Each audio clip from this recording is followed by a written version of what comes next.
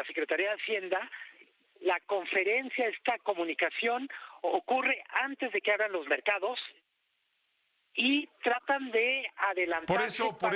Por eso el secretario de Hacienda fue a las 7 de la mañana cuando convocó esta conferencia, antes de la apertura de los mercados, claro. Totalmente. Y el mensaje, yo diría, los 5 puntos, 4 son de continuidad y uno yo diría que es esperanzador. Y me explico. Garantizan que se mantendrá la política respecto al Banco de México, que es de garantizar la autonomía. Hablan otra vez de poner mucha atención en el tema de la deuda pública, que se correlacione con el PIB. Hay que recordar, México no tiene un nivel muy alto de deuda respecto al PIB, pero en cualquier caso la deuda significa un elemento de presión para las finanzas públicas, sobre todo porque las tasas de interés están muy altas.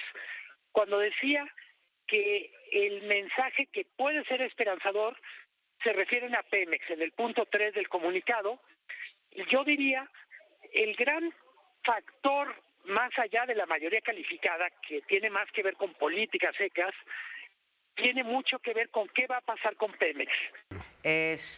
Habría que decir que yo creo que están los propios y los ajenos y cuando digo los propios, digo los ganadores, también están, yo creo que sorprendidos de la magnitud de su triunfo. ¿Sí? No es nada más los críticos o los analistas o los de filiación xochilera o PAN, PRI, PRD, no, también en casa, sí, esto fue un refrendo, pero un refrendo de unas dimensiones enormes. También se sorprendieron, yo creo, por la distancia entre Claudia y Xóchitl. La cantidad de votos, el porcentaje de votos, sorprende una participación más baja, 3 puntos menos, 2.5 menos que en la de López Obrador. En todo rebasa Claudia Sheinbaum, de hecho, a López Obrador. En número de votos, pero es en porcentaje de votos. La no afluencia voluminosa superior a la de hace 6 años por la razón violenta que prevalece en muchos puntos de la República, por las campañas de miedo que hubo de uno y otro lado. Pero también hubo muchas campañas de concientización. Pero no fueron suficientes. No fueron suficientes. Apostábamos, y más allá de que ganara Xóchitl o ganara Claudia, se apostaba que una mayor participación beneficiaría a la oposición, pero que como era una especie de referéndum, lo más seguro es que saliera más gente a votar y nos equivocamos. Yo creo que yo empiezo por decir que me equivoqué, no en quién sería la ganadora, pero me equivoqué en que nunca imaginé que iba a ser tan contundente el triunfo, tan arrollador de Claudia Sheinbaum. Me equivoqué en lo de mayoría calificada, que ya lo vas a platicar, lo anunciaste en tu noticiero hace rato, bueno, aquí en Fórmula lo anunciaste, ya te lo explicará de la mejor manera posible Jorge Alcocer.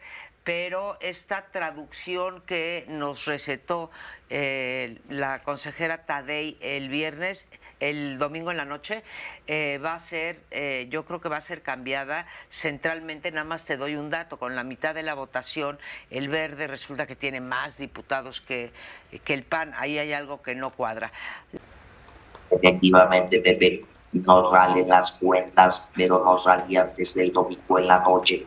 El domingo en la noche yo tuve la oportunidad de estar en un espacio radiofónico en donde escuchamos el informe cerca de las 12 de la noche del día domingo 12 de la presidenta de Guadalupe Tadei, el informe del conteo rápido de la elección de diputados.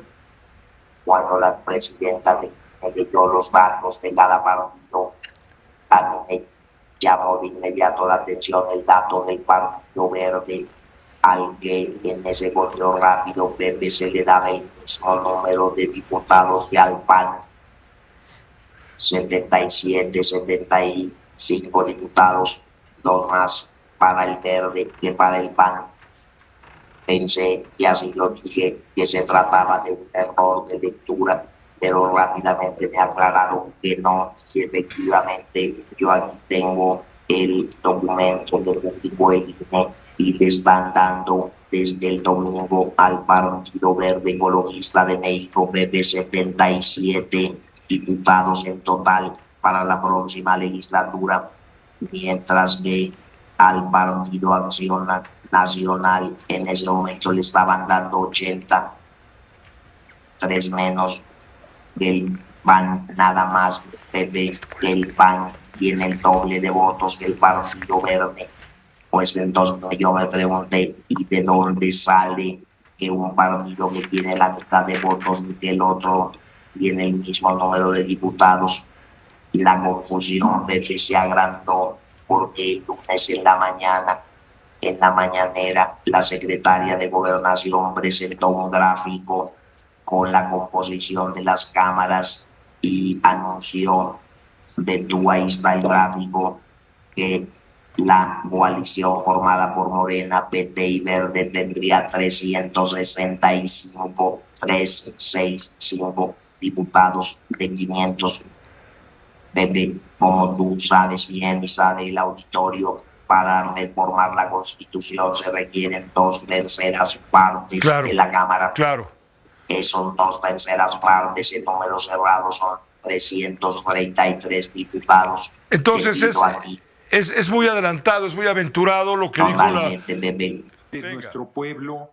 Parecía difícil el plan C, los 2/3 en la Cámara de Diputados y en el Senado.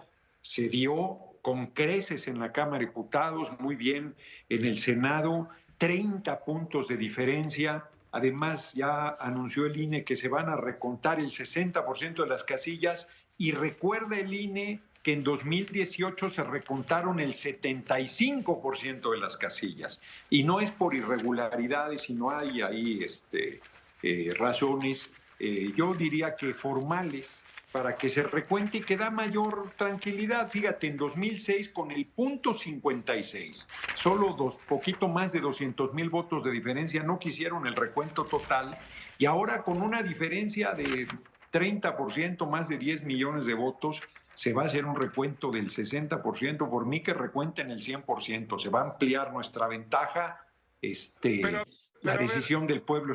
Dime. Mira, hay una duda. Lo acabamos de hablar con Jorge Alcocer de Voz y Voto. Tú lo ubicas, lo conoces muy bien. Él dice que ustedes están haciendo trampa. ¿Por qué? Sí. Porque no les corresponde todavía la mayoría calificada, cuando menos en la Cámara de Diputados, toda vez que le están dando una sobrerepresentación al Partido Verde Ecologista, su aliado, le están dando 74 escaños, cuando el PAN tuvo 17% de votación y solamente le dan 72 diputados. Si se aplicara correctamente la regla, Morena y aliados no tendrían las 2/3 partes de la mayoría calificada o constitucional, o llámale como quieras. ¿Cuál sería tu respuesta, Gerardo? Mi respuesta es que Jorge Alcocer, si dice lo que tú dijiste, es un desvergonzado y un majadero, porque nosotros no hacemos ninguna trampa. Nosotros no decidimos la representación que nos corresponde. La votación lo determina, y el órgano electoral, y en su momento el Tribunal Electoral del Poder Judicial de la Federación, si hay alguna inconformidad, es el que lo determina. Las proyecciones no las hemos hecho nosotros, las han hecho los medios en base al resultado electoral que se dio y a la interpretación de la ley correspondiente. Y le agradezco desde luego a la doctora Sheinbaum la confianza, porque en efecto creo que una responsabilidad como la que me ha conferido implica sobre todo eso, confianza de parte de ella hacia mi persona, y bueno, lo que yo pueda generar, que trataré de hacerlo con la mayor diligencia y el mayor de los cuidados posibles, para que en efecto la transición sea ordenada, sea tersa, sea armónica, y que podamos transitar en esta etapa con la mayor certidumbre posible. Creo que por eso mismo esta mañana el secretario de Hacienda pues mandó un mensaje muy escueto, pero yo creo que muy puntual, y también de eso se trataba, y precisamente como me pidió que lo acompañara, pues esto fue ya lo que detonó entonces el que se hiciera pública esta responsabilidad, pero que, como tú bien dices, con la salvedad de lo ocurrido esta mañana en la Secretaría de Hacienda, empezará propiamente dicho a operar a partir de la próxima semana, porque hay que esperar, como también lo escuchábamos en alguna nota anterior aquí en tu programa, a que el Instituto Nacional Electoral pues presente el informe final de la jornada electoral. Esto entiendo que será el domingo, así que a partir de la semana entrante estaremos ya empezando a operar esta transición, que será, insisto, un proceso que vamos a manejar con certidumbre, con tersura y en la mayor armonía posible con el gobierno que está terminando, pero que tiene todavía por delante estos meses de función que cumplir.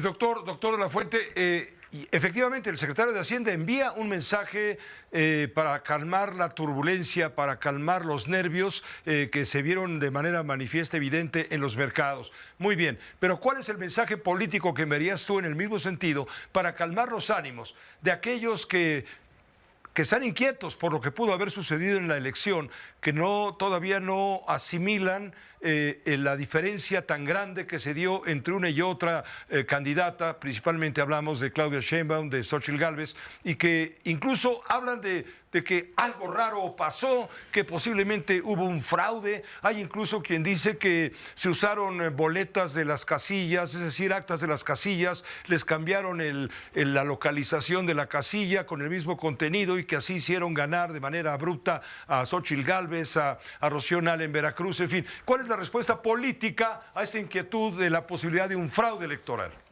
A ver, Pepe, lo primero que habría que señalar con toda claridad es que tuvimos una jornada electoral realmente ejemplar.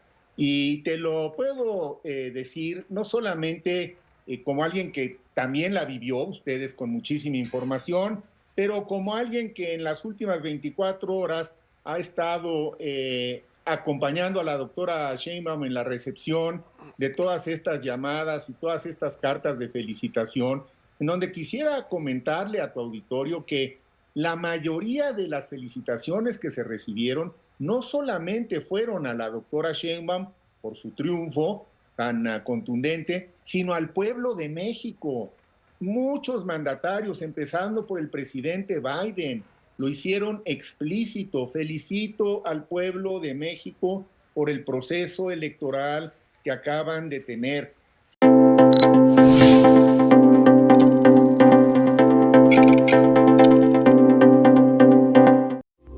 Esta fue una producción de Grupo Fórmula. Encuentra más contenido como este en radioformula.mx.